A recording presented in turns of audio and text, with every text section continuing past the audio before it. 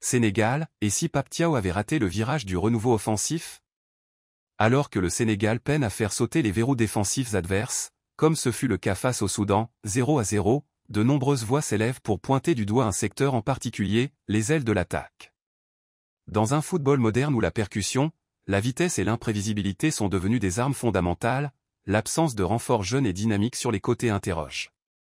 Pape Thiaw, en optant pour la continuité avec des joueurs comme Sadio Mané, semble avoir volontairement laissé de côté une génération prometteuse d'ailiers sénégalais. Des jeunes en forme, mais laissés de côté. Plusieurs noms circulent, et pas des moindres.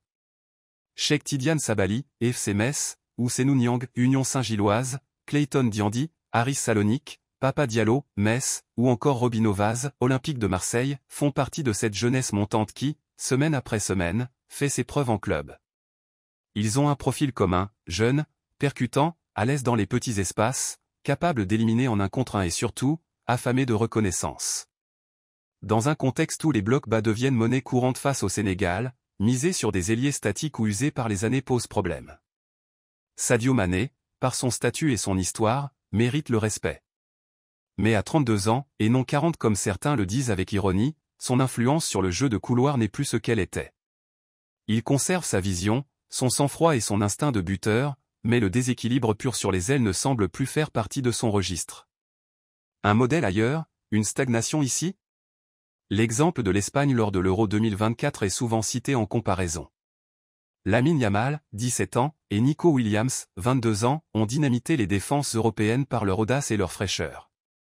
De même, en Ligue des Champions, le PSG a fait confiance à Barcola, 22 ans, et Doué, 18 ans, pour renverser des géants, tandis que le Bayern Munich s'est appuyé sur Michael Olise, 23 ans, un autre binational qui aurait pu, lui aussi, jouer pour le Sénégal. Pourquoi, dès lors, le Sénégal continue-t-il de bouder ses jeunes ailiers? Pourquoi Pape Thiaw, dont on saluait pourtant la capacité à intégrer les jeunes en équipe locale, n'a-t-il pas franchi ce cap au moment de dresser sa liste pour les éliminatoires du Mondial 2026?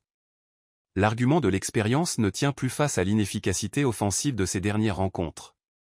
Trop de milieux, pas assez d'ailiers? La composition de la dernière liste en est la preuve, 7 milieux de terrain défensifs ont été convoqués. Gana Gueye, Lopi, Niasse, Pathé 6, Lamine Camara, Pape Matar Sarr, Pape Gueye, autant de profils souvent redondants et dont la cohabitation sur le terrain devient un véritable casse-tête tactique. En réduisant ce nombre, Pape Thiaw aurait pu ouvrir la porte à 2 ou 3 jeunes ailiers, prêts à faire parler leur vitesse et leur capacité à déséquilibrer les défenses. Le football moderne exige des ailiers capables de casser les lignes, de créer des supériorités numériques, surtout lorsque l'adversaire se replie avec discipline. La peur de froisser un monument? Certains observateurs avancent que le sélectionneur hésite à convoquer ces jeunes talents par peur de frustrer Sadio Mané, toujours perçu comme l'icône intouchable du football sénégalais. Un avis partagé dans plusieurs milieux du football national, où l'on considère que l'équipe nationale ne devrait pas être un hommage perpétuel, mais une sélection du moment, fondée sur la forme et la complémentarité. Vers une remise en question nécessaire? Le Sénégal n'a jamais manqué de talents offensifs. Il regorge de jeunes profils capables d'amener une nouvelle dynamique. Mais pour que cette révolution prenne forme, il faudra du courage, de la lucidité et une vraie volonté politique au sein du staff technique. Si l'objectif est bien la qualification au Mondial 2026 et une vraie performance au niveau mondial, il est temps d'assumer certains choix, même difficiles. Pape Thiaw a encore du crédit. Mais à trop vouloir ménager les cadres, il risque de sacrifier l'efficacité offensive et d'étouffer la relève.